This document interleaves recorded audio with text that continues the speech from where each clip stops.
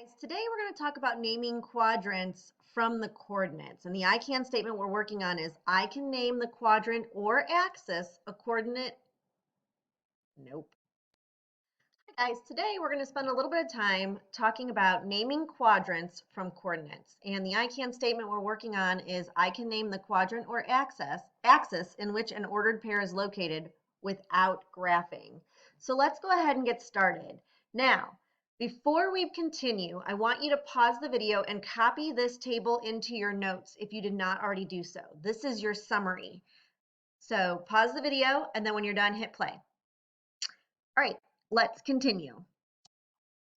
So let's recall the coordinate plane. Remember, we've got the x-axis is our horizontal axis, our vertical axis is our y-axis, and then it divides my graph into 4 quadrants, quadrant 1, 2, 3, and 4, which we're very familiar with because we've been practicing all year every time you move your name in class. So let's continue. In quadrant 1, let's look at all these ordered pairs. You're going to notice that all the x values and all the y values have something in common. They're all positive numbers. So when I have an ordered pair with a positive x and a positive y, I know that it's going to land somewhere in quadrant 1. Let's move on to quadrant 2. Here are some points in quadrant 2.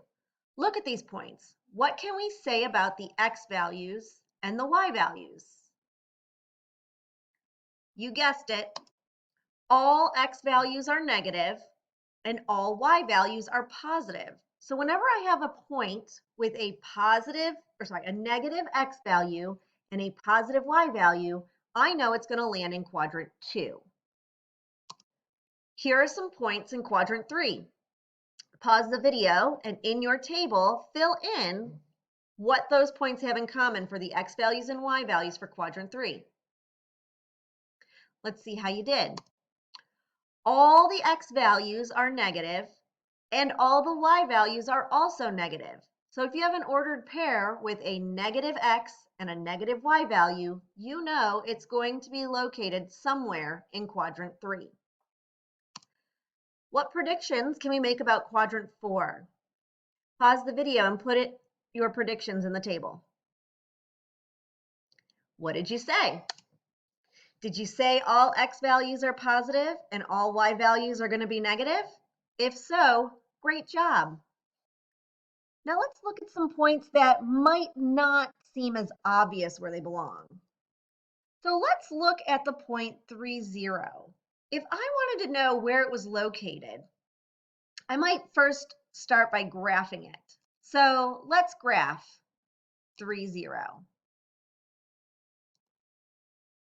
So when I do this, I simply just move the number up from the origin. So it doesn't really fall in quadrant 1 or quadrant 2 because it's on the line. So how do I decide? Well, it's not in any quadrant. So when a point lies on the y-axis, we just say it is located on the y-axis. So what is true about the x values of any point that would fall on this line? Well, they would be 0. The y values could be positive or negative. It doesn't matter. This point down here, if I wanted to look at 0, -2, it's still on the y-axis, even though my y value is negative. So the y value can be positive or negative. The important thing is that the x value has to be 0.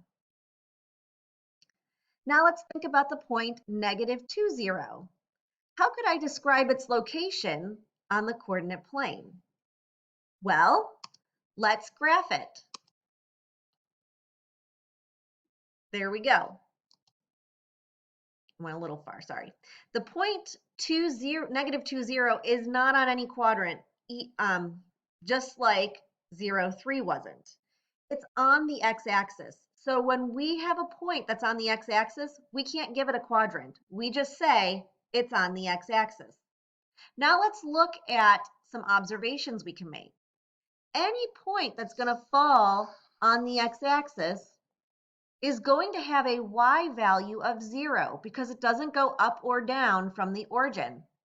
So in your table, you're going to want to put down that the y values are going to be 0, but the x value, it can be any positive or negative number.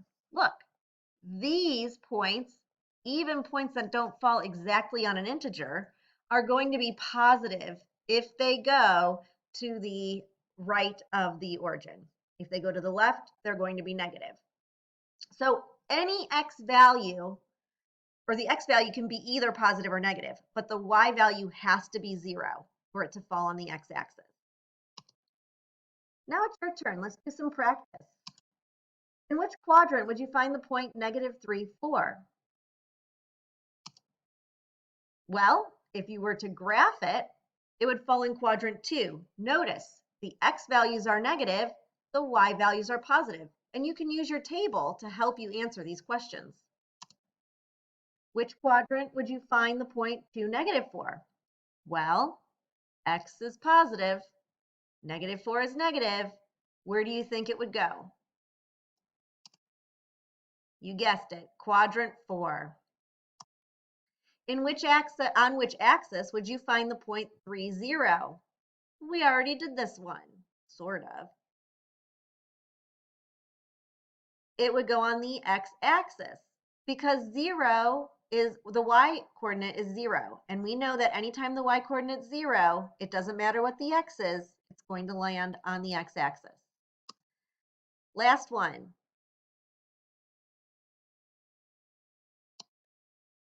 This one would land on the y-axis because the x-coordinate is 0. And we know that anytime the x-coordinate is 0, it doesn't matter what the y is, it's going to be on the y-axis.